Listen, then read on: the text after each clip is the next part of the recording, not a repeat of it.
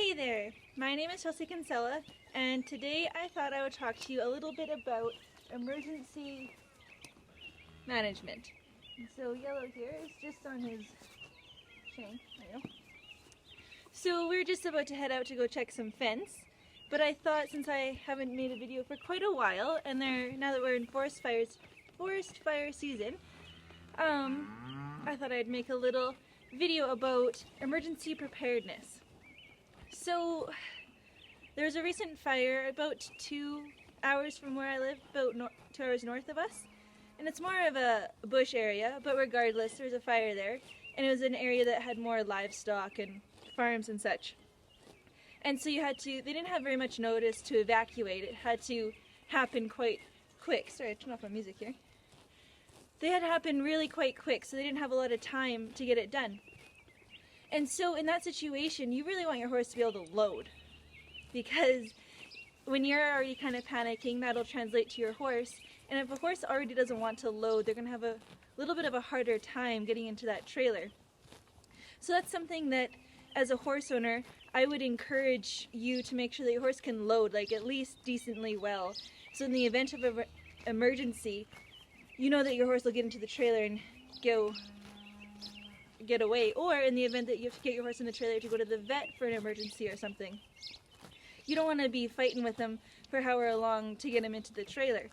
The other thing was, I was away at work for a little bit, and then I came home, and when I'm away at work, my dad looks after the farm and the horses, and the one little guy, he got a few cuts on his hind legs, and he stocked up a little bit. So it wasn't anything serious, but he did have to get hosed, or I am hosing him down. So luckily, he's only 2, so he hasn't been handled a whole lot, but enough that he is halter broke, and he knows who I am, so we have a little bit of a bond. He's a little bit of a touchy colt, but I knew we'd be able to hose him down without too much difficulty. The first time, it only took a couple of minutes to get him confident that he wasn't going to die from the water. So that's something else that you might want to work on or be aware of, because I know some horses have some issues with the hose or the water. And in the event you got to hose them down for any length of time, you don't want to be fighting too much with them if they're already injured, because they'll be moving whatever and making that injury a bit worse. So something to practice while they're already not injured. Just some of that prepared stuff that you want your horse good at before you have to do it for real. Otherwise you might not have a high chance of success. So just a couple little things to keep in mind.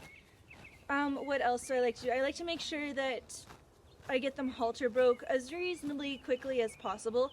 If you get a young horse or a project horse or something that's hard-ish to catch, to fix that so that in the event again you have to catch them quickly, you don't have to fight with them for however long to get them caught.